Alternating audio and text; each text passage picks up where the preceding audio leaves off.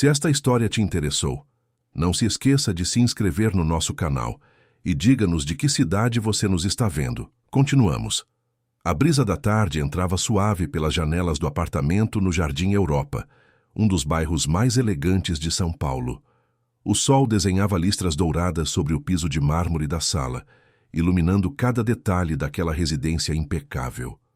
Quadros de arte contemporânea decoravam as paredes, vasos de orquídeas brancas enfeitavam os cantos, e tudo respirava um luxo silencioso, quase discreto. Era o tipo de lar que muitos invejavam, onde nada parecia faltar. Mas as aparências, como sempre, enganavam. Roberto Almeida observava pela janela do escritório o movimento da Avenida Brigadeiro Faria Lima, lá embaixo. Carros transitavam apressados, pessoas caminhavam com pressa e a vida seguia seu ritmo frenético. Aos 42 anos ele era um homem bem-sucedido. Formado em administração pela Fundação Getúlio Vargas, construiu uma empresa de consultoria empresarial que atendia grandes corporações. Seu nome era respeitado no meio empresarial paulistano. Vestia ternos italianos, dirigia um sedã alemão e frequentava os círculos sociais onde negócios e relacionamentos se entrelaçavam naturalmente. Mas nada disso importava tanto quanto os dois pequenos seres que corriam descalços pelo corredor naquela tarde de quinta-feira. Miguel e Júlia Almeida eram gêmeos, 8 anos de idade, olhos castanhos brilhantes, cabelos escuros e lisos. Nasceram com poucos minutos de diferença e, desde então, eram inseparáveis. Miguel, o mais velho por apenas 7 minutos, tinha um jeito protetor com a irmã. Júlia, mais falante e expressiva, adorava inventar histórias e desenhar em cadernos coloridos. Eram crianças alegres, inteligentes e cheias de energia. Até que tudo mudou. Há pouco mais de um ano a vida daquela família foi abalada por uma tragédia silenciosa que ninguém gosta de mencionar. Elisa, a mãe das crianças e esposa de Roberto por 12 anos, partiu de forma inesperada. Uma doença agressiva que ninguém previu, que avançou rápido demais. Em poucos meses, ela deixou um vazio impossível de preencher. Roberto ainda se lembrava do sorriso dela, da forma como ela organizava tudo em casa, como conversava com as crianças antes de dormir, como fazia questão de estar presente em cada apresentação escolar, cada aniversário, cada conquista dos gêmeos. Elisa era a alma daquela casa, e quando ela se foi, tudo escureceu. Miguel e Júlia passaram meses quietos, confusos, tentando entender por que a mãe não voltava mais. Choravam, escondidos, faziam perguntas que Roberto não sabia responder. Ele próprio estava devastado, tentando equilibrar o luto, o trabalho e a criação de 2 filhos pequenos que precisavam dele mais do que nunca. Foi nesse período que Dona Neuza se tornou essencial. Neuza Ferreira tinha 56 anos e trabalhava para a família Almeida desde que os gêmeos nasceram. Mulher negra, de sorriso largo e olhar atento, ela era natural de Minas Gerais, de uma cidadezinha chamada São João del Rei. Chegou a São Paulo ainda jovem, trabalhou em várias casas, criou 2 filhos sozinha e sempre teve um dom especial com crianças. Quando Elisa e Roberto a contrataram, ela se apaixonou imediatamente por aqueles 2 bebês minúsculos que choravam ao mesmo tempo, que dormiam abraçados, que descobriam o mundo juntos.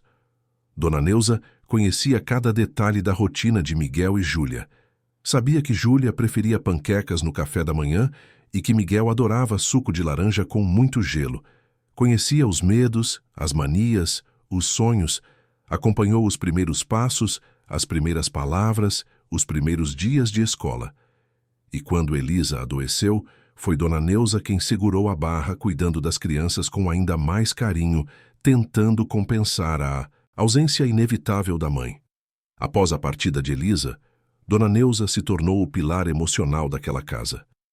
Ela acordava às 6 da manhã, preparava o café, arrumava os uniformes escolares, penteava o cabelo de Júlia, ajudava Miguel a amarrar os tênis, levava os 2 para a escola particular no Itaim Bibi, buscava no final da tarde, auxiliava nas lições de casa, preparava o jantar. Roberto chegava tarde, exausto, e encontrava os filhos já banhados, jantados e prontos para dormir. Ele agradecia, beijava a testa das crianças e se trancava no escritório para resolver mais pendências do trabalho. Dona Neuza via tudo e se preocupava. Roberto estava mergulhado no trabalho, tentando fugir da dor. Passava fins de semana inteiros no escritório, aceitava viagens a negócios, evitava estar em casa, onde cada canto lembrava Elisa. Miguel e Júlia sentiam falta do pai. Chamavam por ele, pediam atenção, mas Roberto parecia distante, perdido em seus próprios pensamentos. Dona Neuza tentava preencher esse vazio, mas sabia que as crianças precisavam do pai, não apenas de uma babá dedicada. Foi assim, nesse contexto de luto, ausência e solidão, que Verônica Saldanha entrou na vida de Roberto Almeida. Eles se conheceram em um evento corporativo no Hotel Unique, na região da Vila Olímpia. Um coquetel elegante onde empresários, executivos e consultores se reuniam para debater tendências de mercado. Verônica estava lá representando uma agência de comunicação. Ela tinha 36 anos, cabelos loiros perfeitamente escovados, olhos verdes expressivos e um sorriso estudado que encantava à primeira vista. Vestia um vestido azul marinho justo, sapatos de salto alto e carregava uma bolsa de grife. Falava com eloquência, citava autores, ria na hora certa e demonstrava interesse genuíno pelas conversas. Roberto notou ela imediatamente. Conversaram por quase 1 hora. Verônica perguntou sobre o trabalho dele, elogiou suas conquistas, demonstrou admiração pela trajetória profissional. Ele, carente de atenção e afeto, sentiu-se valorizado. Trocaram cartões, marcaram um café. Depois, um jantar. Em poucas semanas, estavam se encontrando regularmente. Verônica sabia exatamente o que fazer. Ouvia Roberto falar sobre as dificuldades com os filhos, sobre o luto, sobre a pressão do trabalho. Ela tocava na mão dele, olhava nos olhos com empatia, dizia que entendia, que estava ali para ajudar. Roberto, vulnerável e solitário, acreditou ter encontrado alguém especial, alguém que poderia preencher o vazio deixado por Elisa. Após 3 meses de relacionamento, Roberto apresentou Verônica às crianças. Foi um sábado de manhã. Roberto acordou os gêmeos e disse que uma amiga viria almoçar com eles. Miguel e Júlia estranharam. Raramente recebiam visitas. Dona Neuza preparou um almoço especial. Arroz, feijão, filé de frango grelhado, batatas assadas e salada. A mesa estava posta com capricho quando a campainha tocou. Verônica entrou sorrindo, trazendo uma caixa de bombons importados. Cumprimentou Roberto com um beijo no rosto e se abaixou para ficar na altura das crianças. Oi, Miguel. Oi, Júlia. Seu pai falou muito sobre vocês. Trouxe um presentinho. Miguel aceitou a caixa sem dizer nada. Júlia se escondeu atrás do irmão. Ambos observavam aquela mulher desconhecida com desconfiança. Dona Neuza, que servia os pratos na cozinha, espiou pela porta e sentiu um aperto no peito. Algo naquela cena não parecia certo. Durante o almoço, Verônica foi atenciosa. Perguntou sobre a escola, sobre as matérias preferidas, sobre os desenhos animados que assistiam. As crianças respondiam com monossílabos, ainda retraídas. Roberto tentava animar o ambiente, contava piadas, incentivava os filhos a conversarem. Mas Miguel e Júlia permaneciam quietos, comendo devagar, olhando para os pratos. Verônica percebeu a resistência e mudou de estratégia. Começou a contar histórias engraçadas, falou sobre viagens, sobre lugares interessantes. Aos poucos, Júlia começou a se interessar. Ela adorava histórias. Verônica notou e intensificou, descrevendo praias paradisíacas, montanhas cobertas de neve, cidades iluminadas. Júlia sorriu pela primeira vez. Roberto observou aquilo e sentiu esperança. Talvez Verônica realmente pudesse se tornar parte daquela família. Talvez as crianças precisassem de uma figura feminina presente, alguém que complementasse o papel de Dona Neuza e trouxesse leveza de volta para aquela casa. Após o almoço, Verônica se ofereceu para ajudar Dona Neuza na cozinha. A babá aceitou, mas ficou alerta. Enquanto lavavam a louça lado a lado, Verônica puxou conversa. Dona Neuza, Roberto me contou que a senhora cuida das crianças desde pequenas. Deve ser muito especial para eles. Dona Neuza assentiu, enxugando um prato. Sim, estou aqui desde o nascimento. Eles são como meus netos. Verônica sorriu. Imagino. Deve ser difícil para o Roberto lidar com tudo sozinho. Ele trabalha tanto, se dedica tanto à empresa. As crianças sentem falta dele, não é? Dona Neuza hesitou antes de responder. Eles sentem falta do pai, sim, mas também entendem que ele precisa trabalhar. Verônica lavou uma panela pensativa. Eu gostaria de ajudar. Sabe, não tenho filhos, mas sempre adorei crianças. Acho que posso ser uma presença positiva na vida do Miguel e da Júlia. Claro, sempre respeitando o espaço da senhora. Sei que eles confiam na senhora. As palavras pareciam corretas, mas Dona Neuza sentiu algo estranho. Não conseguia definir o que era. Talvez fosse apenas desconfiança natural diante de alguém novo entrando na dinâmica familiar. Ou talvez fosse intuição. Nas semanas seguintes, Verônica começou a aparecer com mais frequência. Vinha aos fins de semana, jantava com a família, participava de passeios. Roberto parecia mais leve, mais presente, mais animado. As crianças, aos poucos, se acostumaram com a presença dela. Júlia chegou a pedir que Verônica lesse uma história antes de dormir. Miguel, mais reservado, mantinha distância, mas não era hostil. Dona Neuza observava tudo de longe, sem interferir. Seu papel era cuidar das crianças, não opinar sobre a vida amorosa de Roberto. Mas continuava atenta. Percebia detalhes, a forma como Verônica falava mais alto quando Roberto estava por perto, como se quisesse ser notada. A maneira como olhava ao redor, avaliando móveis, decoração, como se calculasse valores. Os momentos em que ela interagia com as crianças pareciam encenados, como se estivesse cumprindo um papel, mas talvez fosse apenas impressão. Dona Neuza tentava ser justa. Afinal, Verônica não tinha feito nada de errado até ali. Era educada, elegante, aparentemente interessada em construir um relacionamento sério com Roberto. 3 meses após o primeiro encontro com as crianças, Roberto convidou Verônica para morar com eles. A notícia pegou Dona Neuza de surpresa. Roberto anunciou na cozinha, enquanto ela preparava o café da manhã. Disse que Verônica estava vendendo o apartamento dela na Vila Madalena e que faria sentido morarem juntos. Ele estava feliz, animado, acreditando que aquilo seria bom para todos. Dona Neuza, o que acha? Acho que as crianças vão gostar de ter uma presença feminina constante em casa. E Verônica se ofereceu para ajudar com a rotina deles. Sei que a senhora faz um trabalho incrível, mas talvez seja bom ter mais alguém envolvido no dia a dia. Dona Neuza secou as mãos no avental e escolheu as palavras com cuidado. Senhor Roberto, se o senhor está feliz, eu fico feliz também. Só peço que a gente mantenha a rotina das crianças. Eles precisam de estabilidade. Roberto assentiu. Claro, Dona Neuza, a rotina não vai mudar. Verônica sabe que a senhora é fundamental aqui. Mas a rotina mudou. E rápido. Verônica se mudou em uma segunda-feira chuvosa de julho. Chegou com malas, caixas e uma postura de dona da casa. Cumprimentou Dona Neuza educadamente, mas com um distanciamento novo. Organizou suas roupas no closet que antes era de Elisa, colocou seus produtos de beleza no banheiro, rearranhou móveis na sala. Roberto não percebeu, ocupado com reuniões e viagens. As crianças estranharam, mas não disseram nada. Nos primeiros dias, Verônica manteve as aparências. Era gentil, atenciosa, oferecia ajuda. Mas Dona Neuza começou a notar mudanças sutis.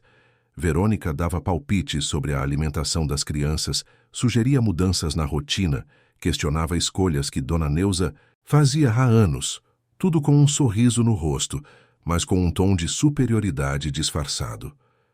Dona Neuza não acha que as crianças comem muito doce? Talvez a gente devesse cortar os sucos industrializados. Dona Neuza, eles não deveriam estar fazendo mais atividades físicas? Miguel parece muito sedentário. Dona Neuza, acho que Júlia deveria dormir mais cedo. Criança precisa de rotina rígida. A babá ouvia, respirava fundo e mantinha a calma. Não queria criar conflito. Afinal, Verônica era a companheira de Roberto e ela precisava respeitar isso. Mas a tensão crescia. Um mês após a mudança, aconteceu algo que marcou profundamente Dona Neuza. Era uma tarde de sexta-feira. Roberto havia viajado a negócios para o Rio de Janeiro e voltaria apenas no domingo. Miguel e Júlia estavam na sala, assistindo desenhos animados.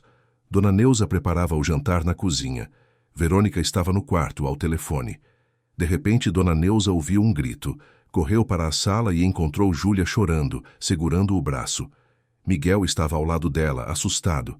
Verônica desceu as escadas rapidamente, com expressão preocupada. O que aconteceu? Júlia soluçava. Miguel explicou nervoso. A gente estava brincando de pega-pega e a Júlia tropeçou na quina da mesa.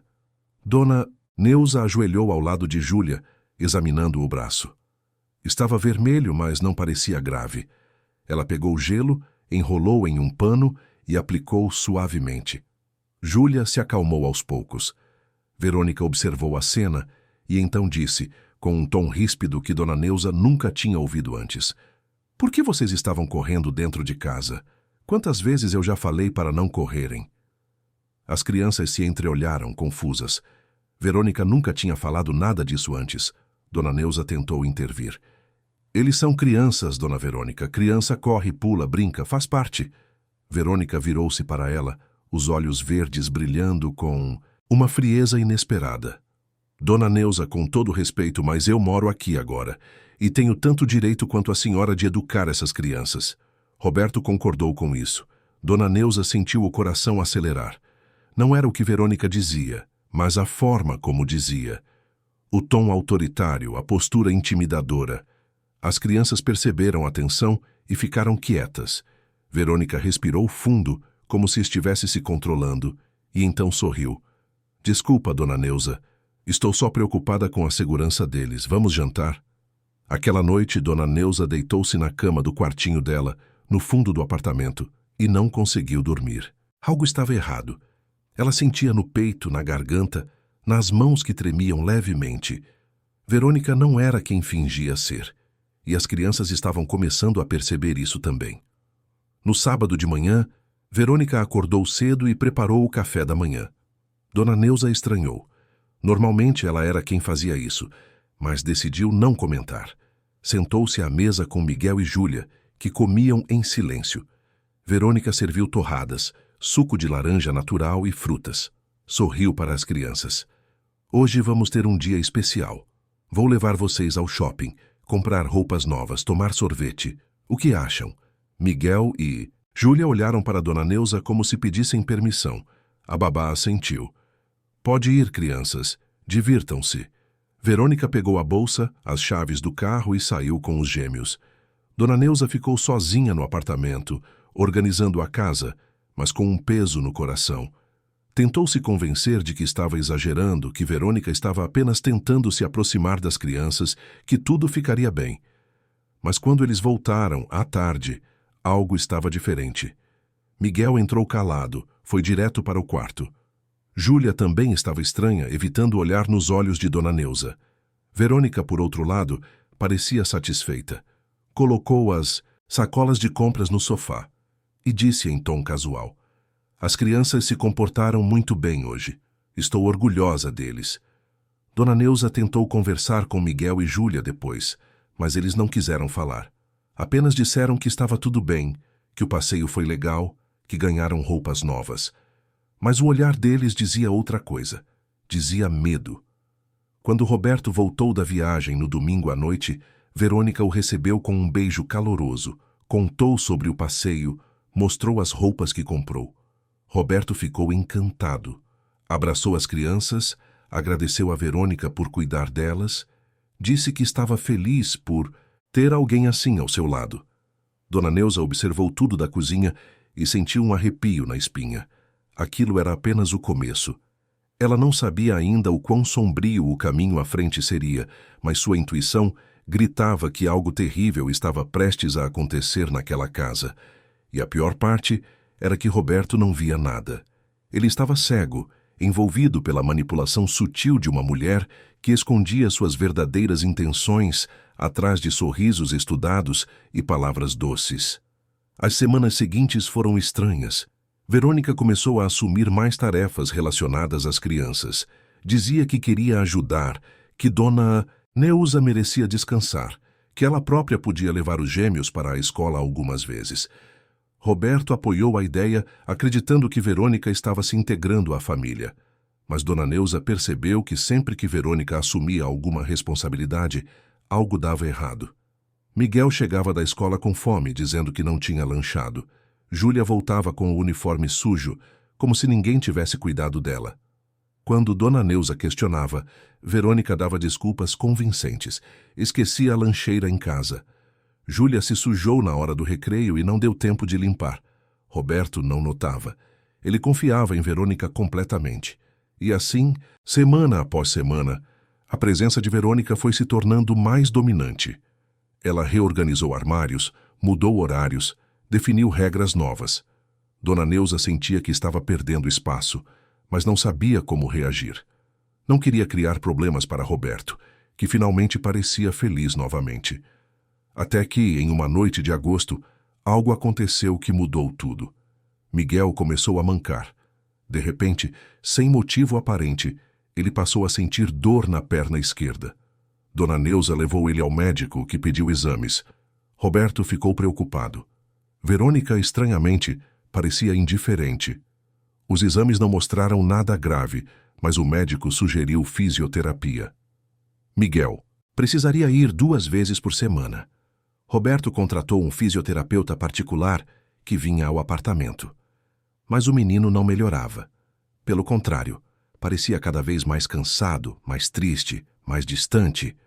Júlia também mudou. Parou de desenhar, parou de inventar histórias, parou de sorrir. Ficava horas no quarto, quieta, olhando para o nada. Dona Neuza tentava conversar, mas ela não respondia. Apenas dizia que estava tudo bem, que estava apenas cansada. Roberto estava tão ocupado que não percebeu a gravidade da situação. Via os filhos rapidamente de manhã e à noite, sempre correndo, sempre com a cabeça em reuniões e contratos. Verônica dizia que as crianças estavam apenas passando por uma fase, que era normal, que logo melhorariam. Mas Dona Neuza sabia que não era normal. Algo estava terrivelmente errado. E ela estava determinada a descobrir o quê.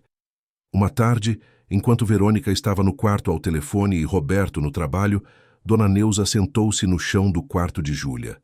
A menina estava deitada na cama, abraçada a um ursinho de pelúcia que a mãe tinha dado antes de partir. Júlia, meu amor, a Dona Neuza pode conversar com você? A menina olhou para ela com olhos tristes. Pode. Você anda diferente. Aconteceu alguma coisa? Júlia hesitou. Mordeu o lábio. Então, em um sussurro quase inaudível, disse: Eu tenho medo. Dona Neuza sentiu o coração apertar. Medo de quê, filha? Júlia não respondeu. Apenas abraçou o ursinho com mais força e fechou os olhos. Dona Neuza entendeu que ela não conseguiria falar. Ainda não. Mas havia medo. Havia algo acontecendo quando ela não estava por perto. E foi nesse momento que Dona Neuza tomou uma decisão. Ela ia proteger aquelas crianças. Não importava o que custasse, não importava se Roberto acreditasse nela ou não. Ela não ia deixar nada de ruim acontecer com Miguel e Júlia, porque ela os amava, e amor verdadeiro não desiste, jamais. Os dias foram passando e a atmosfera dentro do apartamento no Jardim Europa mudou completamente. O que antes era um lar silencioso, mas ainda acolhedor, transformou-se em um ambiente tenso, onde todos pareciam andar sobre ovos. Dona Neuza sentia essa mudança no ar, como se uma tempestade estivesse se formando lentamente, prestes a desabar sobre todos eles. Verônica assumiu o controle da casa com uma sutileza impressionante. Aos olhos de Roberto, ela era a companheira perfeita, organizada, dedicada, interessada no bem-estar das crianças. Mas quando ele não estava, quando a porta se fechava e o elevador descia levando o empresário para mais um dia de trabalho, Verônica transformava-se em outra pessoa. E Dona Neuza, que passava o dia inteiro ali, via tudo. A primeira vez que Dona Neuza testemunhou algo realmente perturbador foi em uma manhã de setembro. Roberto tinha viajado para Brasília para uma reunião com clientes do governo federal e ficaria fora por 3 dias. Verônica ofereceu-se para cuidar da rotina das crianças nesse período, dizendo que Dona Neuza poderia tirar uns dias de folga. A babá, desconfiada, recusou educadamente. Disse que preferia manter a rotina, que as crianças estavam acostumadas com ela. Verônica não gostou da resposta. Seu rosto se fechou por um instante, mas logo ela sorriu e disse: "Como quiser, Dona Neuza, mas vou acompanhar de perto, afinal, sou responsável por eles agora também." Naquela manhã, Miguel demorou para tomar o café. Estava cansado, com olheiras, reclamando de dor na perna. Dona Neuza preparou um mingau quentinho, do jeito que ele gostava, e tentou animá-lo, mas Miguel comeu devagar, sem entusiasmo. Verônica observou da porta da cozinha, de braços cruzados.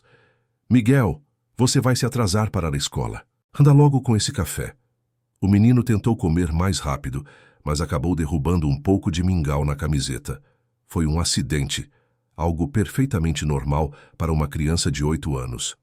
Dona Neuza já estava pegando um pano para limpar, quando Verônica avançou, pegou o braço de Miguel com força e ergueu a voz. "Você é desastrado demais. Olha o que fez. Agora vai ter que trocar de uniforme e vamos nos atrasar por sua culpa."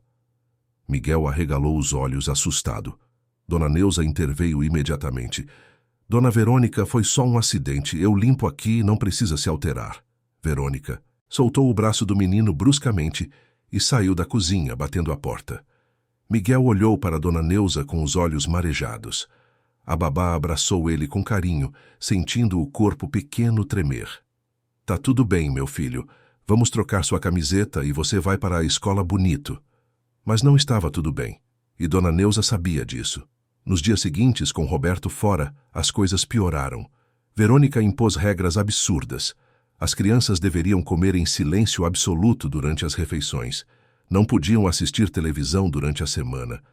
Deveriam fazer as lições de casa sem ajuda de ninguém, mesmo quando tinham dúvidas.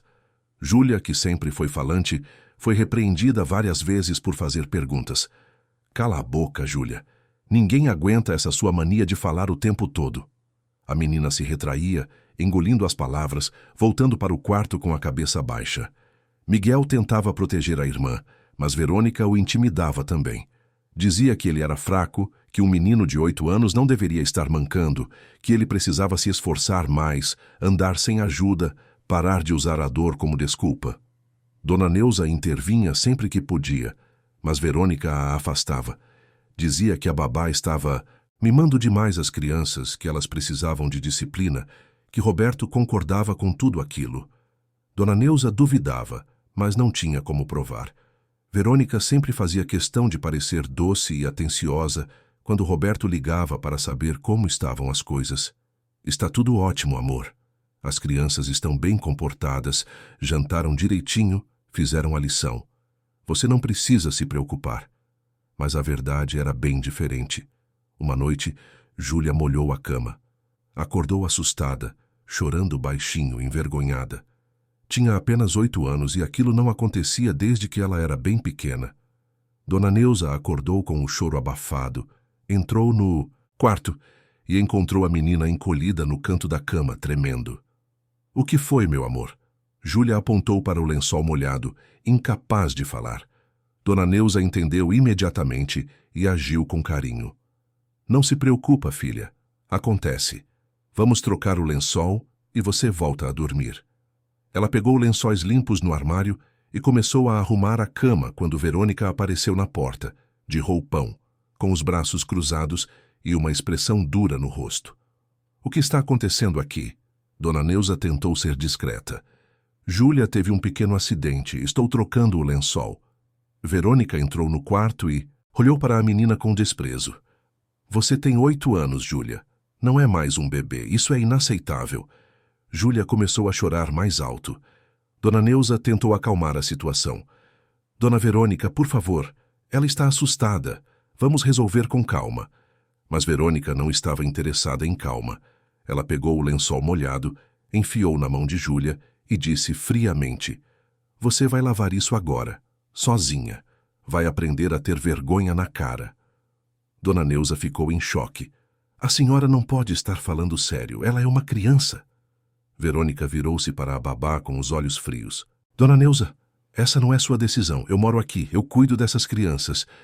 E se você tentar me contrariar, vou falar com o Roberto que a senhora está sendo inconveniente." A ameaça pairou no ar. Dona Neuza engoliu em seco.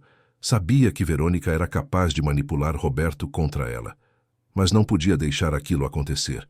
Colocou-se entre Verônica e Júlia, firme. "Eu vou lavar o lençol. Júlia vai voltar para a cama." Verônica sorriu, mas era um sorriso gelado. "Como quiser. Mas saiba que você está estragando essas crianças. E um dia o Roberto vai perceber isso." Ela saiu do quarto, deixando Dona Neuza com o coração acelerado e Júlia chorando baixinho.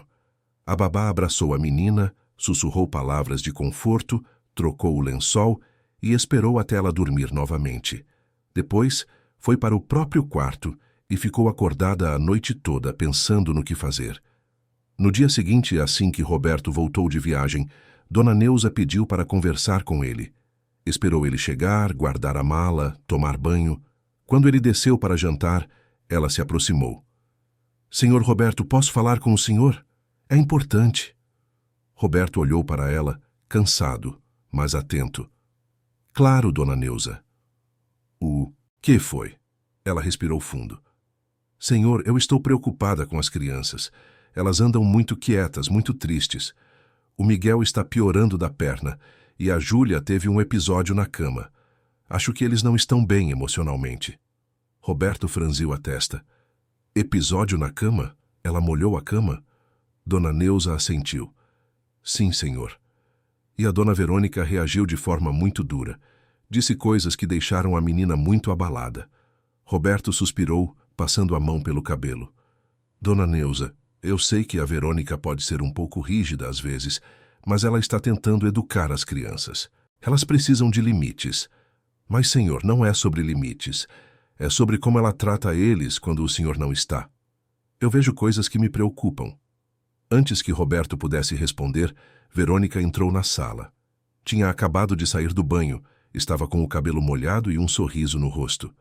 Cumprimentou Roberto com um beijo e então olhou para Dona Neuza. "Vocês estão conversando sobre algo sério?" Roberto hesitou.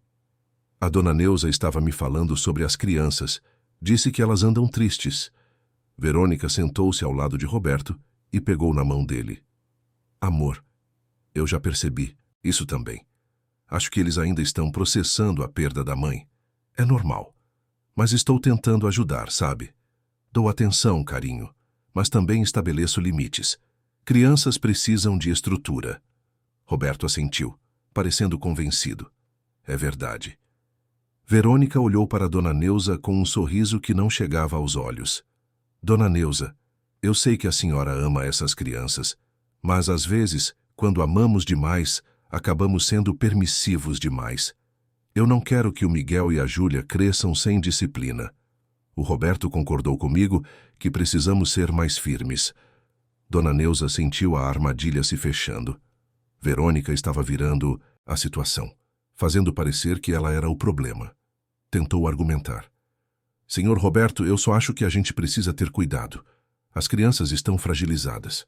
Roberto levantou-se, claramente cansado. "Dona Neuza, eu confio na senhora. Sempre confiei. Mas também confio na Verônica. Ela está aqui para ajudar. Vamos todos trabalhar juntos pelo bem do Miguel e da Júlia, certo?" Dona Neuza assentiu, derrotada. "Sim, senhor." Verônica sorriu, satisfeita. "Ótimo. Agora vamos jantar em paz." Naquela noite, Dona Neuza entendeu que Roberto estava cego. Ele não conseguia enxergar quem Verônica realmente era, porque não queria. Estava tão desesperado por companhia, por alguém que o ajudasse a lidar com a vida sem Elisa, que aceitava qualquer versão que Verônica apresentasse. E Verônica era esperta, muito esperta. Ela sabia exatamente o que dizer, como agir, como manipular. Mas Dona Neuza não ia desistir. Se Roberto não acreditava nela, precisaria encontrar outra forma de proteger as crianças. Nas semanas seguintes, as coisas pioraram drasticamente. Verônica percebeu que Dona Neuza estava observando tudo e começou a ser mais cuidadosa, mais sutil, mas também mais cruel. Ela sabia que a babá não tinha como provar nada, então intensificou os abusos. Passou a privar as crianças de comida como forma de punição. Se Miguel não terminasse a lição de casa no tempo que ela determinava, ficava sem jantar. Se Júlia falasse durante as refeições, perdia o direito ao lanche da tarde. Dona Neuza tentava compensar, escondendo frutas, biscoitos, suco nos quartos das crianças. Alimentava eles escondido quando Verônica não via. Mas não era suficiente. Miguel estava emagrecendo visivelmente. Suas roupas ficaram largas, o rosto ficou chupado, as olheiras se aprofundaram. A dor na perna piorou tanto que ele precisava usar muletas para se locomover. O fisioterapeuta ficou preocupado e sugeriu exames mais detalhados. Roberto marcou consultas, mas Verônica sempre encontrava desculpas para adiar. Júlia, por sua vez, parou completamente de falar. Passou dias inteiros em silêncio, respondendo apenas com acenos de cabeça. Não desenhava mais, não brincava, não sorria. Na escola, a professora começou a notar mudanças preocupantes. A menina estava apática, desinteressada, distante. Dona Neuza conversava com as crianças sempre que podia, oferecia apoio emocional, tentava reconstruir a segurança que eles perderam. Mas sabia que aquilo não bastava. Eles precisavam de ajuda externa, precisavam que alguém acreditasse neles. Foi então que Dona Neuza teve uma ideia. Se Roberto não acreditava nela, talvez outras pessoas acreditassem. A escola, o médico. Alguém precisaria ver o que estava acontecendo. Em uma tarde de outubro, Dona Neuza pediu um horário com a professora de Júlia. Seu nome era Marina, uma mulher de 30 e poucos anos, dedicada e atenta aos alunos. Dona Neuza foi até a escola no horário de saída e conseguiu conversar com ela reservadamente. Professora Marina, preciso falar sobre a Júlia. Marina assentiu, preocupada. Eu também estava querendo conversar sobre ela. Percebi mudanças. Ela era uma aluna tão participativa e agora está completamente retraída. Dona Neuza respirou fundo. É porque está acontecendo algo em casa. A namorada do pai está maltratando ela e o irmão. Mas o pai não acredita em mim. Marina ficou em silêncio por um momento, processando a informação. Que tipo de maus tratos? Dona Neuza contou tudo. Os gritos, as humilhações, a privação de comida, as punições excessivas. Marina ouvia com expressão cada vez mais séria. Dona Neuza, isso é muito grave. Se o que a senhora está dizendo é verdade, precisamos agir. Eu sei, professora, mas preciso de ajuda. Preciso que alguém além de mim veja o que está acontecendo. Marina pensou por um momento. Vou observar a Júlia mais de perto e vou conversar com a coordenação. Se necessário, vamos acionar os órgãos responsáveis. Crianças não podem ser maltratadas. Dona Neuza sentiu um alívio imenso. Finalmente, alguém estava levando suas preocupações a sério. Agradeceu e voltou para casa, esperançosa. Mas Verônica era mais inteligente do que Dona Neuza imaginava. Ela percebeu que a babá estava movimentando pessoas contra ela e decidiu agir.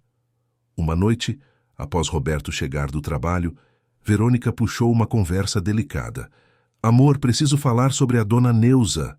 Roberto ergueu os olhos do notebook. O que tem ela? Verônica suspirou, dramaticamente. Eu não queria dizer nada, mas está ficando insustentável. Acho que ela está com ciúmes de mim. Sente que está perdendo o espaço dela na vida das crianças. Roberto franziu a testa. Ciúmes? Sim, ela tem feito comentários, criado intrigas, inventado coisas sobre mim. Disse para as crianças que eu sou má, que não gosto deles. Está colocando eles contra mim. Roberto ficou em silêncio, processando. Você tem certeza disso? Verônica segurou na mão dele, olhando nos olhos com uma expressão de vítima. Amor, eu sei que a Dona Neuza trabalha aqui há anos, eu respeito isso. Mas ela não aceita que outra mulher cuide das suas crianças. E isso está prejudicando todos nós. As crianças estão confusas, não sabem em quem confiar. Roberto passou a mão pelo rosto, visivelmente cansado. Eu vou conversar com ela. Verônica abraçou ele, satisfeita. Obrigada, amor. Eu só quero que a gente seja uma família feliz. No dia seguinte, Roberto chamou Dona Neuza para uma conversa. Seu tom era sério, quase frio. Dona Neuza, a Verônica me falou que a senhora tem feito comentários inadequados sobre ela para as crianças. Isso é verdade? Dona Neuza ficou chocada. Senhor Roberto, eu nunca faria isso. Eu só estou tentando proteger as crianças. Roberto suspirou. Dona Neuza, eu sei que a mudança foi difícil para todos, mas a Verônica faz parte da família agora. Preciso que a senhora respeite isso. Mas, senhor, as crianças estão sofrendo. O Miguel está cada vez mais magro. A Júlia não fala mais. Isso não é normal. Roberto ergueu a voz, algo raro nele. Chega, Dona Neuza, eu estou cansado dessas acusações. A Verônica tem sido incrível com as crianças. Se eles estão passando por dificuldades, é porque ainda estão de luto, não porque alguém está maltratando eles. Dona Neuza sentiu as lágrimas brotarem, mas não chorou. Apenas assentiu, derrotada. Está bem, Sr. Roberto. Ela voltou para suas tarefas, mas sabia que não podia contar mais com Roberto. Ele estava completamente manipulado. Se ela quisesse salvar aquelas crianças, teria que agir sozinha. E foi exatamente o que ela fez. Nos dias seguintes, Dona Neuza começou a documentar tudo. Usou o celular velho que tinha, com uma câmera simples, mas funcional. Deixava o aparelho gravando em lugares estratégicos da casa, escondido entre objetos. Gravou áudios de Verônica gritando com as crianças, humilhando Miguel por não conseguir andar direito, insultando Júlia por chorar. Em uma gravação particularmente perturbadora, Verônica disse para Miguel: "Você é um inútil. Sua mãe deve estar com vergonha de você lá de cima. Um menino fraco, patético, que não consegue nem andar direito." Miguel chorava, suplicava. "Eu estou tentando, eu juro que estou tentando." "Não está tentando nada. Você é preguiçoso, e se não melhorar vou mandar você embora para um colégio interno, longe de mim e do seu pai." A gravação continuava com os soluços de Miguel e as risadas cruéis de Verônica. Dona Neuza ouviu aquilo com o coração partido, mas sabia que finalmente tinha provas concretas. Pegou o celular, salvou todos os arquivos e decidiu o próximo passo.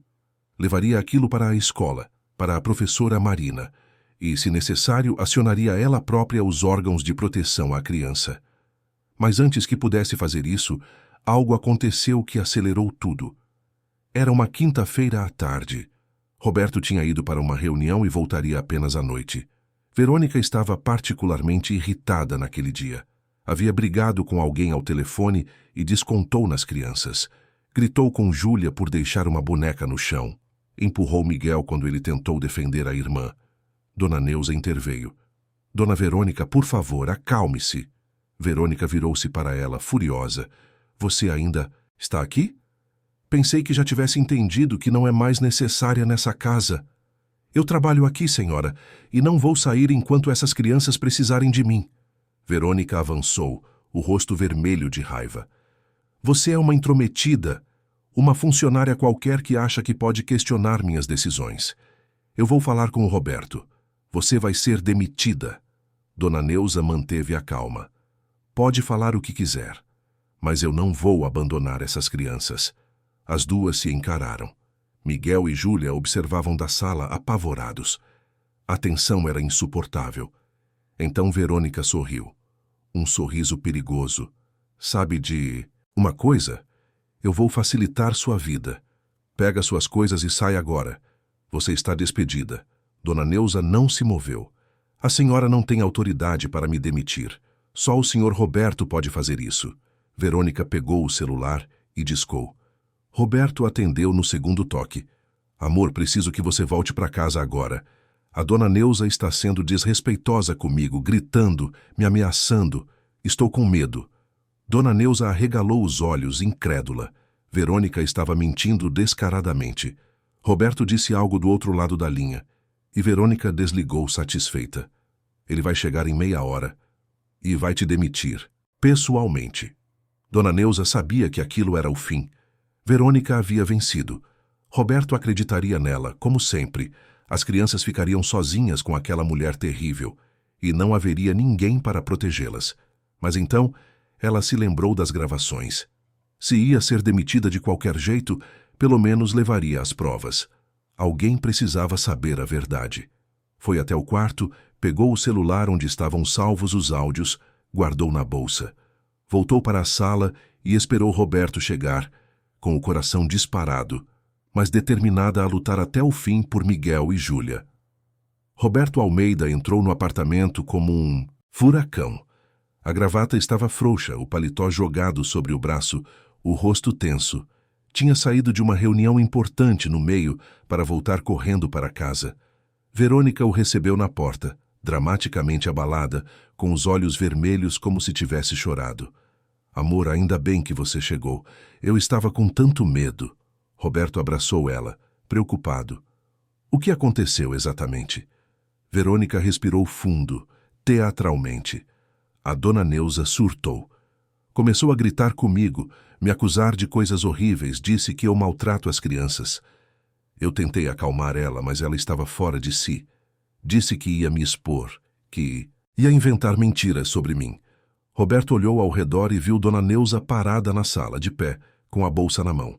Miguel e Júlia estavam sentados no sofá, abraçados, assustados. Ele caminhou até a babá, visivelmente irritado.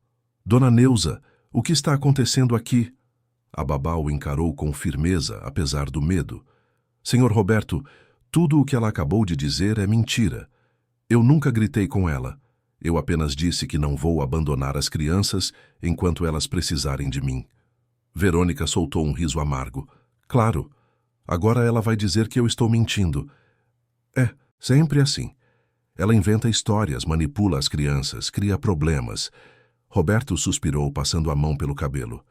Dona Neuza, eu sempre respeitei a senhora. Sempre valorizei seu trabalho. Mas isso aqui está insustentável. A Verônica não merece ser tratada assim. Ela é minha companheira, mora aqui e tem direitos. Dona Neuza sentiu a raiva crescer dentro dela. Não era raiva de Roberto, era raiva da injustiça, da cegueira dele. Senhor Roberto, eu trabalho nessa casa há 8 anos. Cuidei dos seus filhos desde que nasceram. Estive aqui quando a dona Elisa precisou. Quando o senhor precisou. Eu amo essas crianças como se fossem minhas. E o senhor acha mesmo que eu inventaria histórias? Roberto hesitou. Dona Neuza viu a dúvida no olhar dele e aproveitou. Senhor, eu tenho provas. Provas de que a dona Verônica maltrata as crianças quando o senhor não está. Verônica ficou pálida por um segundo, mas logo se recompôs. Provas? Que provas? Isso é ridículo. Dona Neuza pegou o celular da bolsa. Eu gravei. Gravei ela gritando com as crianças, humilhando eles, dizendo coisas terríveis. Roberto ficou em silêncio, processando. Verônica avançou nervosa. Você me gravou? Isso é invasão de privacidade. É ilegal. Dona Neuza não recuou. Ilegal é maltratar crianças, senhora. Roberto estendeu a mão. Me mostra essas gravações. Dona Neuza hesitou.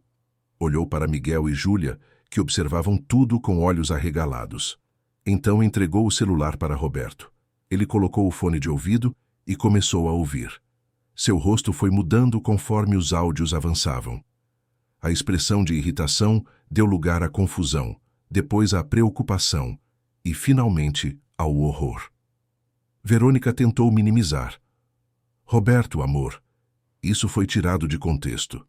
Eu estava tentando educar as crianças, estabelecer limites. Você sabe como eles podem ser difíceis às vezes.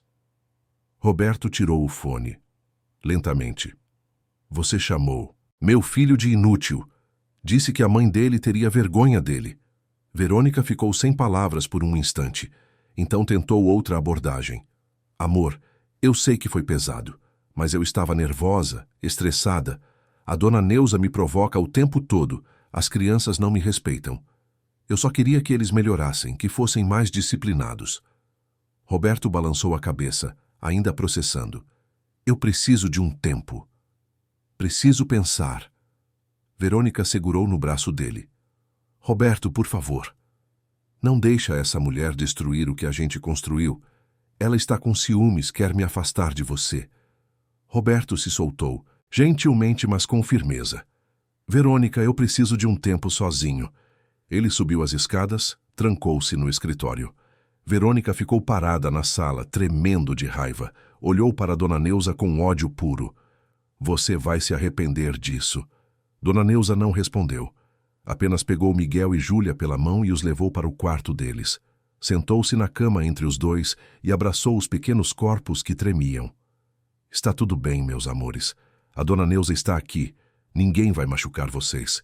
Júlia, pela primeira vez em semanas, falou. Ela é má, Dona Neuza. Ela é muito má. Miguel assentiu chorando. Eu tenho medo dela. Dona Neuza apertou os dois contra o peito, sentindo as próprias lágrimas escorrerem. Eu sei, meus filhos. Eu sei. Mas agora o pai de vocês sabe também. E as coisas vão mudar. Mas as coisas não mudaram tão rápido quanto Dona Neuza esperava. Roberto ficou no escritório por horas, ouvindo todas as gravações, processando tudo. Estava dividido. Por um lado, as gravações eram perturbadoras. Por outro, Verônica era sua companheira, alguém em quem ele tinha depositado confiança, esperança de reconstruir a vida.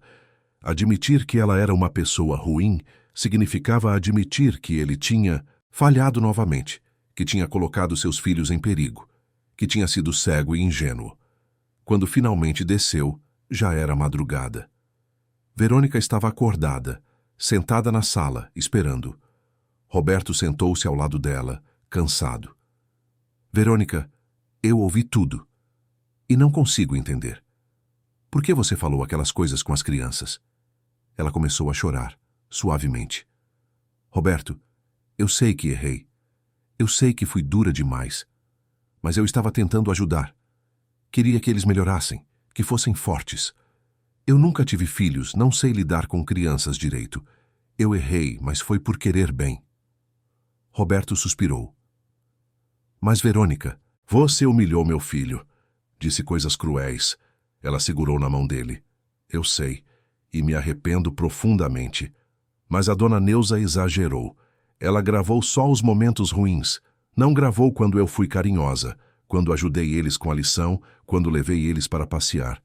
Ela quer me incriminar. Roberto ficou em silêncio, dividido. Verônica continuou. Amor, eu te amo. Amo as crianças também, mesmo errando na forma de demonstrar. Me dá uma chance de consertar isso. Vou fazer terapia, vou aprender a ser melhor. Só não me manda embora. Roberto olhou para ela, viu as lágrimas, o aparente arrependimento. E mais uma vez escolheu acreditar. Está bem, mas você vai fazer terapia. E vai pedir desculpas para as crianças. E nunca mais vai tratá-las daquele jeito. Verônica abraçou ele aliviada. Prometo, amor. Prometo.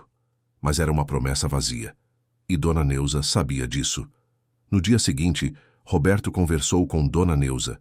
Disse que Verônica ia mudar, que estava arrependida, que merecia uma segunda chance. Pediu que Dona Neuza tivesse paciência, que todos trabalhassem juntos pelo bem das crianças. Dona Neuza concordou, mas com o coração apertado. Sabia que Verônica não ia mudar. Pessoas assim não mudam, apenas se tornam mais cuidadosas. E foi exatamente isso que aconteceu. Verônica passou a ser mais discreta, não gritava mais quando Dona Neuza estava por perto, mas continuava maltratando as crianças de formas sutis, olhares ameaçadores, comentários maldosos, sussurrados, punições silenciosas. Miguel e Júlia viviam em constante estado de alerta. Não relaxavam mais, não brincavam, apenas tentavam sobreviver a cada dia, evitando despertar a ira de Verônica. Dona Neuza viu que precisava de ajuda externa. As gravações não tinham sido suficientes para convencer Roberto completamente. Ela precisava que outras pessoas vissem o que estava acontecendo.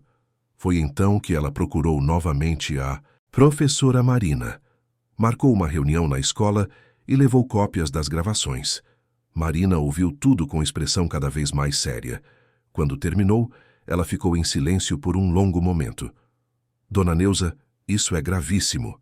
Essa mulher não pode continuar próxima dessas crianças. Mas o pai não quer ver, professora. Ele acredita nela. Acha que ela vai mudar. Marina balançou a cabeça. Isso não é sobre o que o pai quer.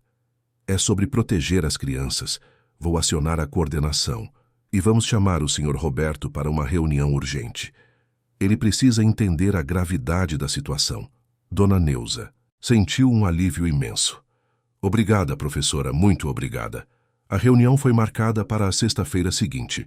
Roberto foi convocado pela escola e chegou preocupado, sem entender o motivo.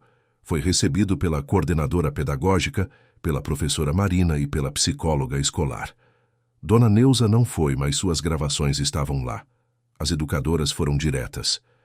Senhor Roberto, estamos preocupadas com Miguel e Júlia. Notamos mudanças drásticas de comportamento. A Júlia, que sempre foi uma aluna participativa, está completamente retraída. O Miguel está visivelmente emagrecido e com dificuldades de concentração. Roberto tentou explicar. Eles estão passando por um momento difícil. Ainda estão lidando com a perda da mãe. A coordenadora assentiu. Entendemos isso, mas há informações preocupantes que chegaram até nós. Fomos informadas de que há uma pessoa na casa que pode estar maltratando as crianças. Roberto ficou tenso. Quem disse isso? A professora Marina interveio. Senhor Roberto, temos gravações. Gravações de uma mulher humilhando, insultando e ameaçando Miguel e Júlia. Roberto fechou os olhos. Eu já ouvi essas gravações. A dona Neuza me mostrou. E eu conversei com a Verônica. Ela está fazendo terapia, vai melhorar. A psicóloga escolar falou pela primeira vez. Senhor Roberto, com todo respeito, mas pessoas que maltratam, crianças raramente mudam sem intervenção profunda. E enquanto isso, as crianças continuam sofrendo. Nós, como instituição de ensino, temos a obrigação legal de proteger nossos alunos. Se julgarmos necessário, vamos acionar os órgãos competentes. Roberto ficou pálido. Vocês vão acionar o conselho tutelar? A coordenadora assentiu. Se for necessário, sim. Mas preferimos que o senhor tome as medidas cabíveis antes disso. Afaste essa mulher das crianças. Busque ajuda profissional para eles. Demonstre que está agindo no melhor interesse de Miguel e Júlia. Roberto saiu da escola abalado. Chegou em casa e confrontou Verônica novamente. Ela negou tudo, chorou. Disse que a escola estava sendo manipulada por Dona Neuza. Mas Roberto, pela primeira vez, estava realmente em dúvida. Enquanto isso, o médico que acompanhava Miguel também começou a se preocupar. O menino ia às sessões de fisioterapia 2 vezes por semana, mas em vez de melhorar, estava piorando. Perdia peso constantemente, tinha crises de ansiedade, chorava por qualquer motivo.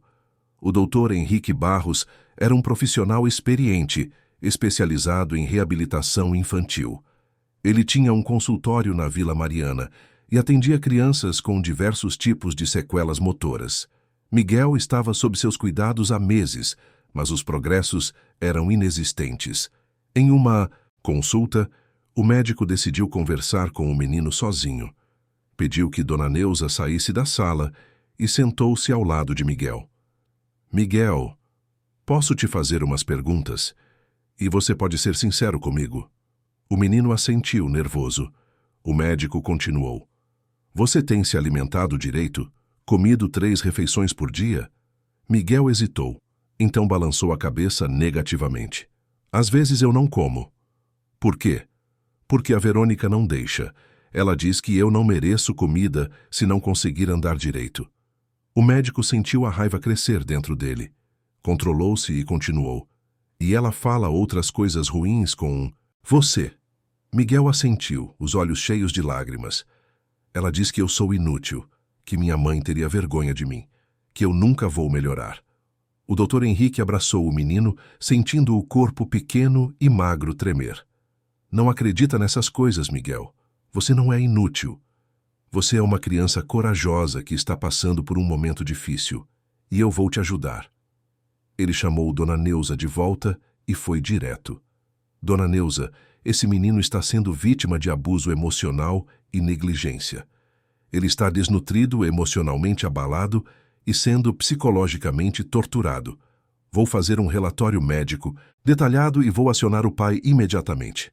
Se necessário, vou acionar também as autoridades. Dona Neuza sentiu uma esperança renovada.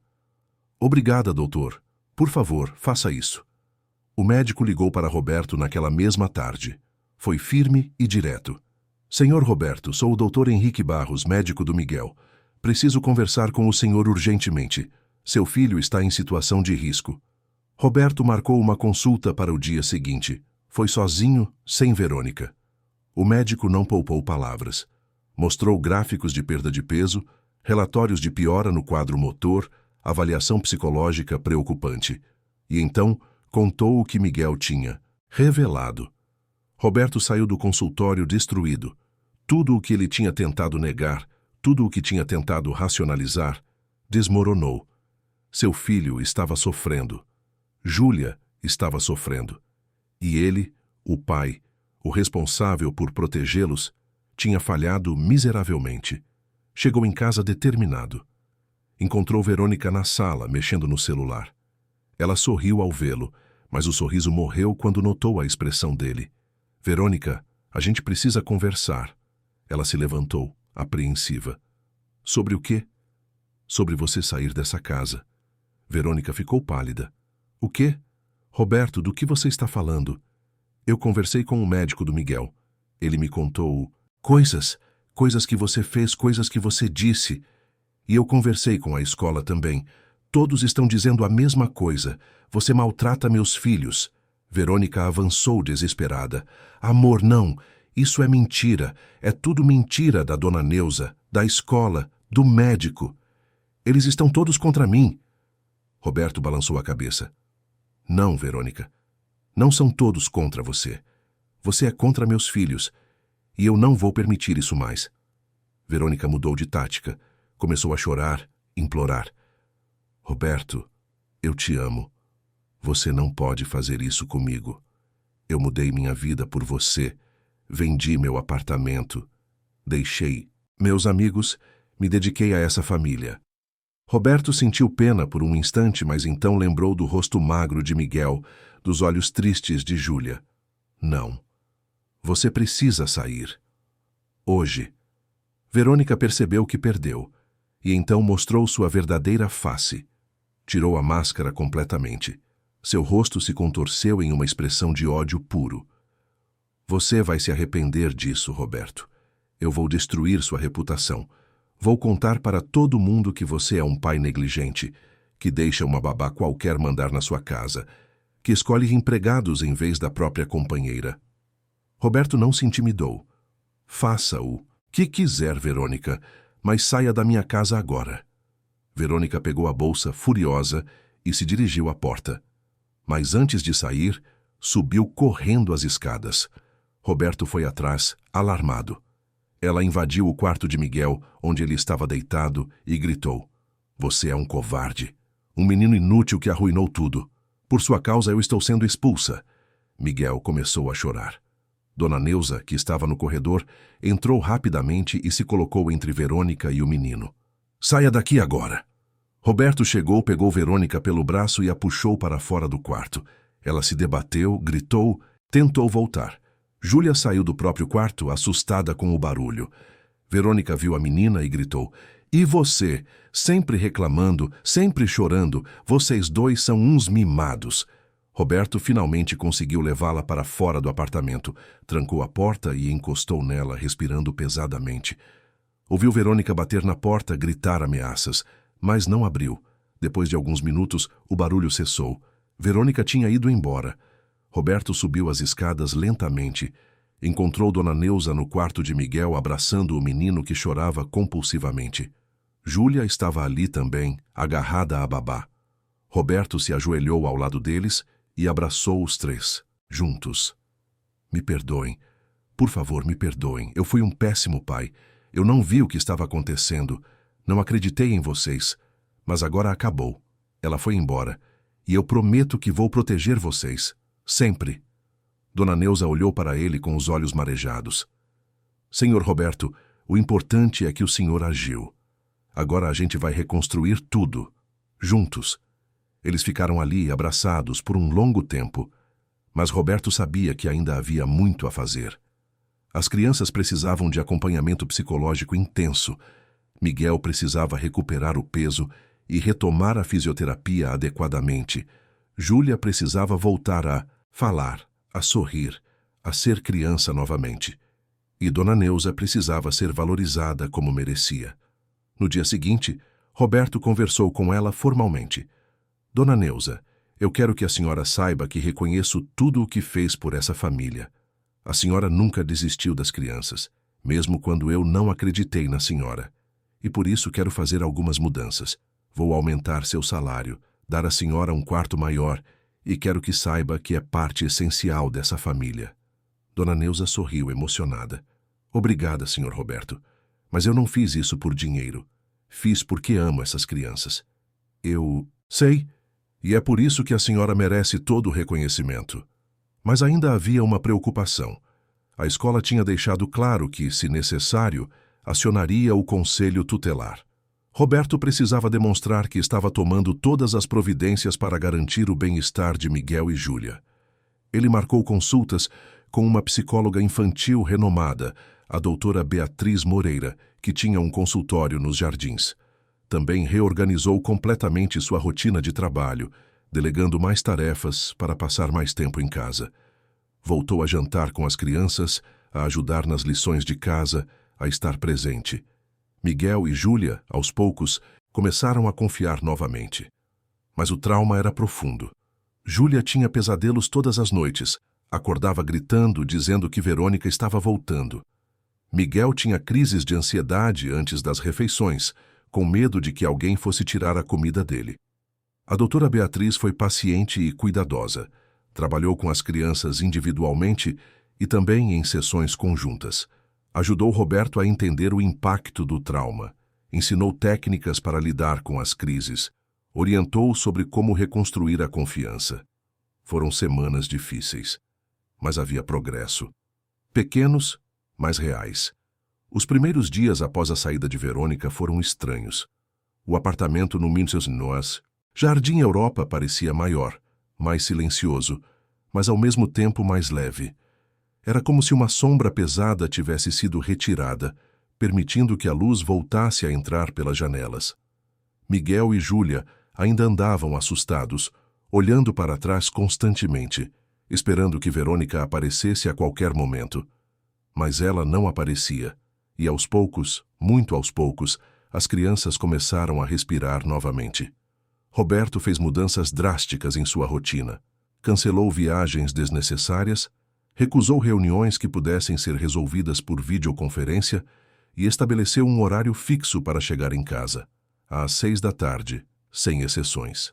Pela primeira vez, em mais de um ano, ele jantava com os filhos todos os dias, perguntava sobre a escola, ajudava nas lições de casa, lia histórias antes de dormir. Estava presente. E isso fazia toda a diferença. Dona Neuza observava aquela transformação com o coração cheio. Via o esforço de Roberto, via o quanto ele estava se dedicando a recuperar o tempo perdido, a reconstruir a confiança que tinha sido abalada. E, mais importante, via as crianças respondendo positivamente. Miguel começou a sorrir de novo.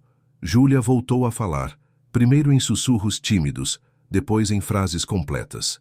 As sessões com a doutora Beatriz Moreira foram fundamentais.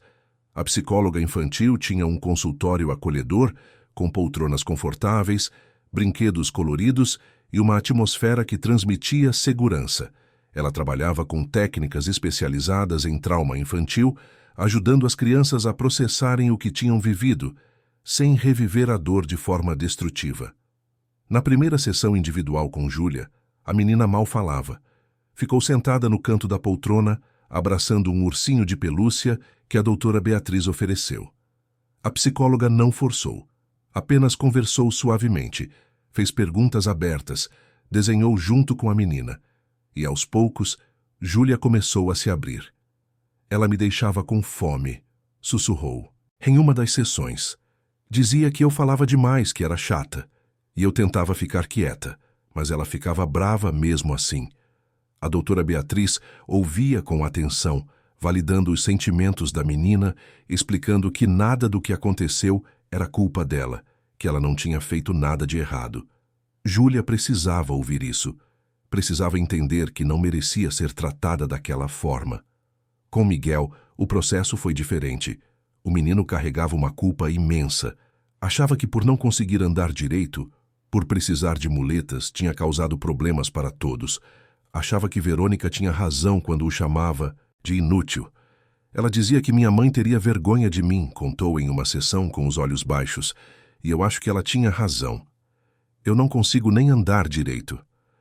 A doutora Beatriz se ajoelhou na frente dele, segurando suas mãos. Miguel, olha para mim.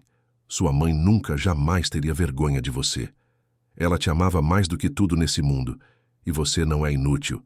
Você é um menino corajoso que está se recuperando de um problema físico. Isso não te define, não te faz menos valioso. Miguel chorou muito naquela sessão, mas foi um choro libertador. Foi o começo da cura. A doutora Beatriz também trabalhou com Roberto. Ajudou ele a entender que, embora tivesse cometido erros graves ao não acreditar nas crianças e em Dona Neuza, o importante era que ele tinha agido quando percebeu a verdade. Ajudou ele a lidar com a própria culpa, a perdoar a si mesmo, a focar no presente e no futuro, em vez de ficar preso no passado. E trabalhou com Dona Neuza também. A babá carregava um peso enorme. Sentia que deveria ter feito mais, agido mais rápido, protegido as crianças de forma mais eficaz. A psicóloga ajudou ela a ver que tinha feito tudo ao seu alcance, que tinha sido a única voz consistente defendendo Miguel e Júlia, que tinha salvado aquelas crianças. Você é uma heroína, Dona Neuza, disse a doutora Beatriz em uma sessão. Sem a senhora, essas crianças estariam em uma situação muito pior. Ou talvez não estivessem mais aqui. Dona Neuza chorou. Permitiu-se chorar. Permitiu-se sentir o alívio de saber que tinha feito a coisa certa, mesmo quando ninguém acreditava nela. Enquanto isso, a rotina em casa ia se normalizando. Roberto reorganizou os quartos. O quarto que Verônica ocupava foi completamente reformulado. Ele contratou um decorador para transformá-lo em uma sala de jogos para as crianças, um espaço só deles, onde podiam brincar, desenhar, assistir filmes. Apagou qualquer vestígio da presença de Verônica. Dona Neuza ganhou um quarto maior, com banheiro privativo, uma pequena sala de estar e uma vista bonita para o jardim do condomínio. Roberto também aumentou significativamente seu salário e deu a ela uma bonificação generosa, reconhecendo oficialmente que ela era parte essencial daquela família. Mas o mais importante foi a mudança emocional. Dona Neuza não era mais tratada apenas como uma funcionária, era tratada como família. Roberto pedia conselhos dela sobre as crianças, incluía ela nas decisões importantes, valorizava sua opinião. Miguel e Júlia já a viam como avó há muito tempo, mas agora isso era reconhecido e celebrado. O tratamento de Miguel com o Dr. Henrique Barros também evoluiu. Com alimentação adequada, apoio emocional e fisioterapia constante, o menino começou a ganhar peso e força muscular. A dor na perna diminuiu gradualmente. Ele ainda precisava de uma muleta, mas conseguia se locomover com muito mais facilidade. E o mais importante, voltou a ter esperança de que um dia poderia andar normalmente novamente. Júlia voltou a desenhar. Seus desenhos inicialmente eram sombrios, cheios de cores escuras, figuras assustadoras. A doutora Beatriz explicou que era uma forma dela processar o trauma. Mas com o tempo, as cores foram ficando mais vivas, as figuras mais alegres. Ela desenhou a família reunida, desenhou Dona Neuza com um coração gigante no peito. Desenhou o irmão caminhando sem muletas. Na escola, a professora Marina acompanhou de perto a recuperação de Júlia. Viu a menina voltando a participar das aulas, interagindo com os colegas, sorrindo novamente. Ficou emocionada. Marcou uma reunião com Roberto para atualizar ele sobre o progresso. Senhor Roberto, é uma transformação impressionante. A Júlia está completamente diferente, mais feliz, mais confiante, mais presente. Vocês estão fazendo um trabalho maravilhoso com ela. Roberto sentiu um orgulho imenso, mas sabia que o crédito não era dele. Era de Dona Neuza, que nunca desistiu. Era da doutora Beatriz, que ajudou as crianças a curarem. Era do doutor Henrique, que cuidou de Miguel com dedicação. Era de todos que acreditaram nas crianças quando ele não acreditou. Mas nem tudo era paz. Verônica tentou voltar. Aconteceu em uma manhã de sábado, 3 meses após ela ter sido expulsa do apartamento. Roberto estava na cozinha preparando panquecas com as crianças quando a campainha tocou. Dona Neuza foi atender e ficou pálida ao ver Verônica parada na porta, com um sorriso forçado no rosto. Dona Neuza, bom dia. Vim falar com o Roberto. A babá não se moveu da porta. Ele não quer falar com a senhora. Verônica perdeu o sorriso. Não é você quem decide isso. Sai da frente. Roberto ouviu a discussão e foi até a porta. Levou um susto ao ver Verônica ali, mas rapidamente se recompôs. O que você quer? Verônica tentou um tom conciliador. Roberto, eu vim me desculpar. Eu sei que errei. Sei que fui dura com as crianças, mas eu estava passando por um momento difícil. Estou fazendo terapia agora, estou mudando. Me dá outra chance. Roberto balançou a cabeça. Não, Verônica. Não vai ter outra chance. Você machucou meus filhos. Você os maltratou, humilhou, privou de comida. Isso não foi ser dura. Isso foi ser cruel. Verônica mudou de tática. Tentou parecer frágil. Roberto, eu não tenho para onde ir. Vendi meu apartamento por você. Deixei tudo por você. E agora estou sozinha. Roberto sentiu pena por um instante, mas então lembrou do rosto magro de Miguel, das lágrimas de Júlia. Isso não é meu problema, Verônica. Você fez escolhas. Agora precisa lidar com as consequências. Verônica ficou vermelha de raiva. Você vai se arrepender, Roberto. Eu vou te processar. Vou dizer que você me usou, me explorou, me jogou fora como lixo. Roberto a encarou com firmeza. Faça o que quiser. Eu tenho provas de tudo o que você fez. Tenho gravações, laudos médicos, relatórios da escola, testemunhos.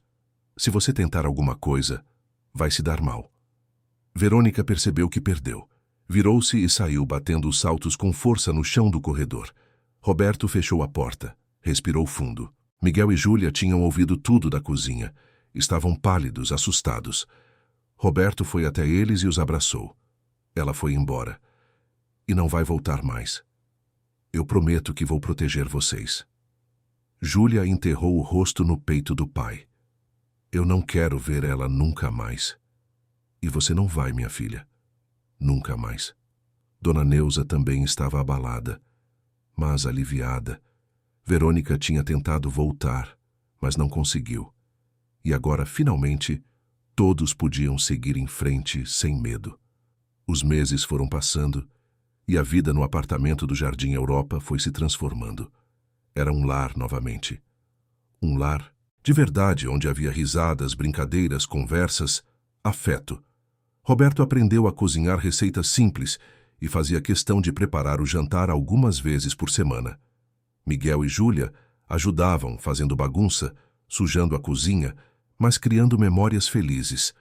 Dona Neuza observava tudo com o coração transbordando de gratidão.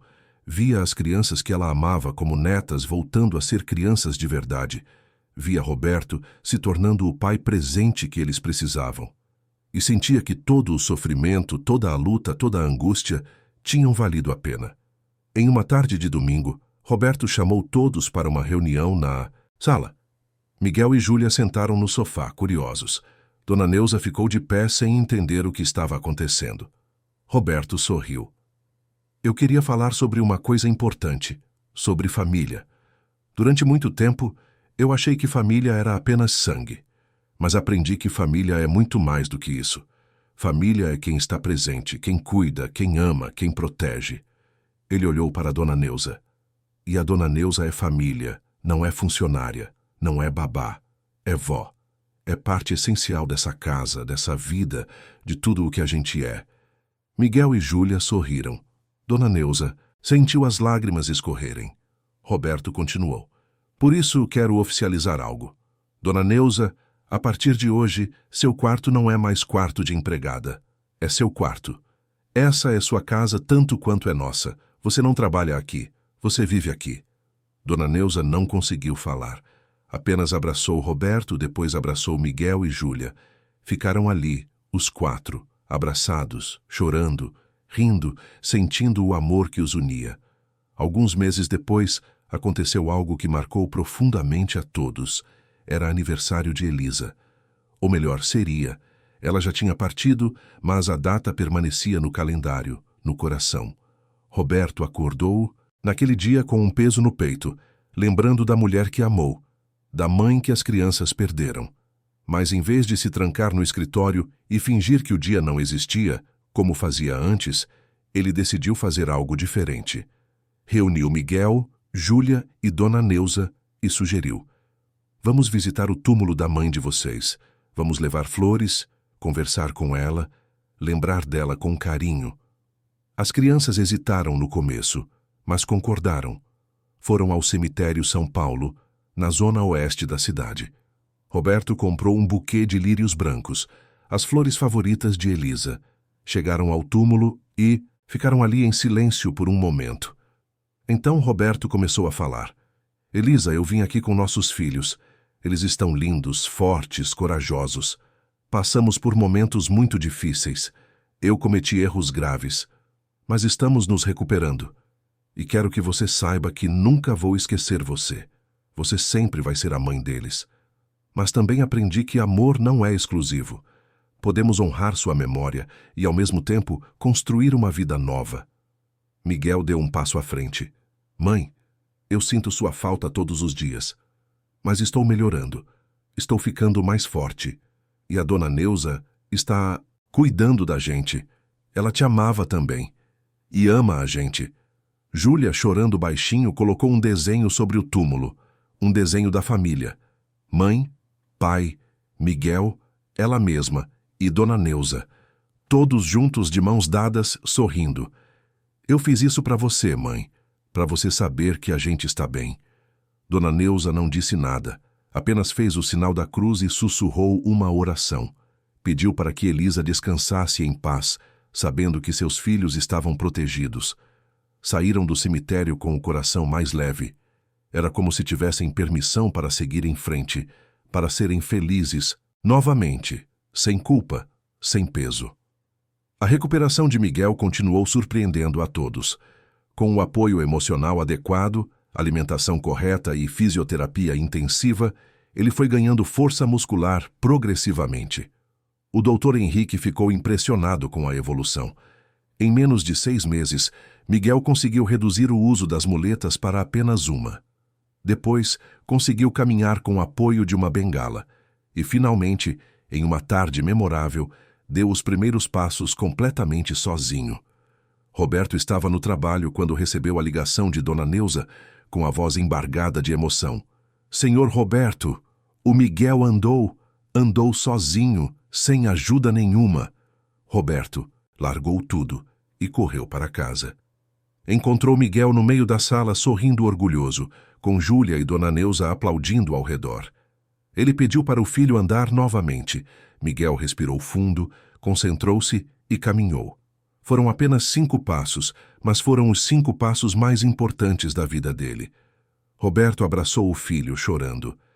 "Eu sabia que você conseguiria. Sempre soube." Miguel olhou nos olhos do pai. "Eu também sabia. Porque você acreditou em mim." Foi um momento de pura alegria, de vitória, de superação. Júlia também floresceu. Voltou a ser a menina falante, criativa e sonhadora que sempre foi. Na escola tornou-se uma das alunas mais participativas. Em casa, inventava histórias mirabolantes, desenhava sem parar, ria alto. A professora Marina comentou com Roberto em uma reunião.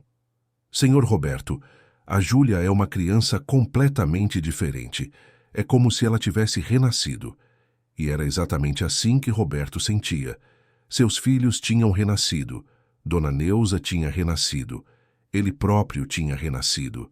Aquela casa tinha renascido. Claro que ainda havia desafios. Júlia ocasionalmente tinha pesadelos. Miguel às vezes sentia insegurança sobre suas capacidades físicas. Roberto às vezes se pegava duvidando de suas decisões como pai. Mas eles aprenderam a lidar com isso. Conversavam, se apoiavam, buscavam ajuda quando necessário. Eram uma equipe. 1 ano após a saída de Verônica, Roberto organizou uma festa de aniversário conjunta para Miguel e Júlia. Eles fariam 9 anos. Convidou colegas de escola, alguns primos, amigos da família e, claro, as pessoas que foram essenciais na recuperação deles, a doutora Beatriz, o doutor Henrique, a professora Marina. A festa foi no próprio apartamento, decorado com balões coloridos, uma mesa cheia de doces e salgados, música animada. As crianças brincavam, riam, se divertiam. Roberto observava tudo com um sorriso no rosto, conversando com os convidados, agradecendo a todos pelo apoio. A doutora Beatriz se aproximou dele. Senhor Roberto, é maravilhoso ver como essa família se recuperou. Vocês são um exemplo de resiliência. Roberto balançou a cabeça. Não fosse pela dona Neuza, nada disso teria acontecido. Ela é a verdadeira heroína dessa história. A psicóloga sorriu. Concordo plenamente, mas você também merece crédito. Reconhecer o erro, mudar de curso, lutar pelos filhos. Isso não é fácil. Roberto olhou para onde dona Neuza estava, conversando com as crianças, rindo. Sabe, doutora, eu quase perdi meus filhos. Quase deixei uma pessoa má destruir tudo. Mas aprendi algo valioso. Aprendi que amor verdadeiro é sobre presença, sobre escutar, sobre acreditar. E aprendi que família não é definida por biologia, mas por afeto. A doutora Beatriz assentiu. Uma lição valiosa. Mais tarde, quando todos os convidados já tinham ido embora e as crianças estavam exaustas, mas felizes, Roberto reuniu Miguel, Júlia e dona Neuza na sala. Tinha um presente especial para dar. Pegou 3 envelopes, entregou um para cada criança e um para dona Neuza. Abram juntos. Eles abriram. Dentro, fotos. Fotos da família. Mas não eram fotos antigas, eram fotos recentes. Roberto, Miguel, Júlia e dona Neuza. Em várias situações. Jantando, juntos passeando no parque, assistindo filme, rindo. E embaixo de cada foto, uma legenda escrita à mão por Roberto. Nossa família, nosso amor, nossa força. Dona Neuza chorou. Miguel e Júlia também. Roberto abraçou os 3. Vocês são minha família, e eu amo vocês mais do que tudo nesse mundo. Ficaram ali, abraçados, sentindo a gratidão, a paz, a alegria de terem superado juntos o período mais sombrio de suas vidas. Nos meses seguintes, a vida continuou seu curso natural. Miguel finalmente abandonou completamente as muletas e a bengala, caminhando livremente. Júlia ganhou um prêmio na escola por um conto que escreveu sobre coragem e superação. Roberto foi promovido no trabalho, mas manteve sua rotina de chegar cedo em casa, priorizando sempre a família. Dona Neuza, agora oficialmente considerada parte da família e não mais empregada, continuou sendo o coração daquela casa. Era ela quem preparava os pratos favoritos de cada um, quem consolava nos momentos difíceis, quem celebrava as vitórias, quem mantinha tudo funcionando com amor e dedicação. Em uma tarde tranquila de domingo, Roberto estava lendo o jornal na sala quando Miguel se aproximou. Pai, posso perguntar uma coisa? Claro, filho. Você ainda gosta da Verônica? Roberto colocou o jornal de lado e olhou seriamente para o filho. Não, Miguel, eu não gosto dela. Na verdade, eu nunca realmente a conheci. A pessoa que eu pensei que ela era não existia. Era uma máscara. E quando vi quem ela realmente era, não sobrou nada além de decepção e raiva. Miguel assentiu, pensativo. Eu tenho medo dela voltar. Roberto pegou a mão do filho. Ela não vai voltar. E mesmo que tentasse, eu não deixaria. Você, a Júlia e a dona Neuza são as pessoas mais importantes da minha vida. Ninguém vai machucar vocês novamente, eu prometo. Miguel sorriu, aliviado. Eu te amo, pai. Eu também te amo, filho. Mais do que você imagina. Aquela conversa simples, mas profunda, representou o quanto eles tinham evoluído. Havia confiança novamente. Havia segurança. Havia amor. Passaram-se 2 anos desde o dia em que Verônica foi expulsa daquela casa. Miguel estava com 10 anos e corria no parque com os amigos, jogava futebol, praticava natação. Júlia, também com 10 anos, escrevia histórias, participava do coral da escola, sonhava em ser escritora um dia. Roberto havia encontrado um equilíbrio saudável entre trabalho e vida pessoal. Estava mais presente, mais feliz, mais realizado. E Dona Neuza, aos 58 anos, era a matriarca daquela família. Roberto a presenteou com uma viagem para Minas Gerais para rever seus filhos e netos que moravam lá. Mas ela voltou logo, dizendo que seu lugar era ali, com Roberto, Miguel e Júlia, porque eles eram sua família também. Em uma noite, após jantar, Roberto fez um anúncio. Pessoal, tenho uma novidade. Decidi escrever um livro. Todos olharam surpresos. Um livro? Sobre o quê? Perguntou Júlia. Roberto sorriu. Sobre nós. Sobre nossa história. Sobre como quase perdemos tudo, mas conseguimos nos reencontrar. Sobre o poder do amor, da persistência, da coragem. Dona Neuza ficou emocionada. Senhor Roberto, acha que alguém vai querer ler? Roberto olhou para ela com carinho. Dona Neuza, quantas famílias não estão passando por situações parecidas? Quantas crianças não estão sofrendo em silêncio? Quantos pais não estão cegos como eu estava? Se nossa história puder ajudar pelo menos uma família, já vai ter valido a pena. Miguel assentiu. Eu acho legal, pai. Podemos ajudar outras crianças. Júlia saltou empolgada. E eu posso fazer as ilustrações. Roberto riu. Claro que pode, minha artista. Aquele projeto os uniu ainda mais. Roberto passava as noites escrevendo, relembrando cada detalhe, cada emoção. Miguel e Júlia revisavam, davam opiniões. Dona Neuza complementava com suas lembranças. E Júlia desenhava cenas marcantes da história. O livro foi publicado um ano depois, com o título Uma Segunda Chance. Não se tornou um best-seller, mas alcançou as pessoas certas. Pais leram e aprenderam a estar mais atentos. Educadores usaram como material de discussão sobre proteção infantil. Profissionais da saúde se inspiraram para serem mais vigilantes. E o mais importante, crianças que estavam sofrendo em silêncio encontraram coragem para pedir ajuda, inspiradas pela história de Miguel e Júlia. Roberto nunca esqueceu a lição que aprendeu da forma mais dolorosa possível. Nunca mais ignorou sinais. Nunca mais duvidou quando alguém que amava suas crianças alertava sobre perigo. Nunca mais colocou seu próprio conforto emocional acima do bem-estar de seus filhos. Miguel cresceu e se tornou um jovem forte, confiante, que praticava esportes e ajudava outras crianças com dificuldades motoras. Tornou-se fisioterapeuta, seguindo os passos do Dr. Henrique, querendo ajudar outros a superarem suas limitações como ele superou. Júlia se tornou escritora, como sempre sonhou. Escreveu livros infantis sobre coragem, superação, amor familiar.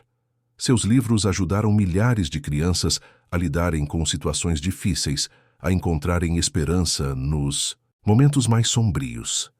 Dona Neuza viveu até os 83 anos, sempre ao lado daquela família que amava. Viu Miguel se casar, viu Júlia lançar seu primeiro livro, viu os netos de Roberto nascerem. E quando partiu, foi cercada de amor, gratidão e a certeza de que tinha feito a diferença na vida de pessoas que ela considerava suas. Roberto, já avô, contava para os netos a história de como Dona Neuza salvou sua família. Contava sobre a importância de acreditar em quem te ama, de estar presente, de nunca jamais permitir que alguém machuque quem você ama. E sempre terminava dizendo: família não é apenas sangue. Família é amor. Família é presença. Família é proteção.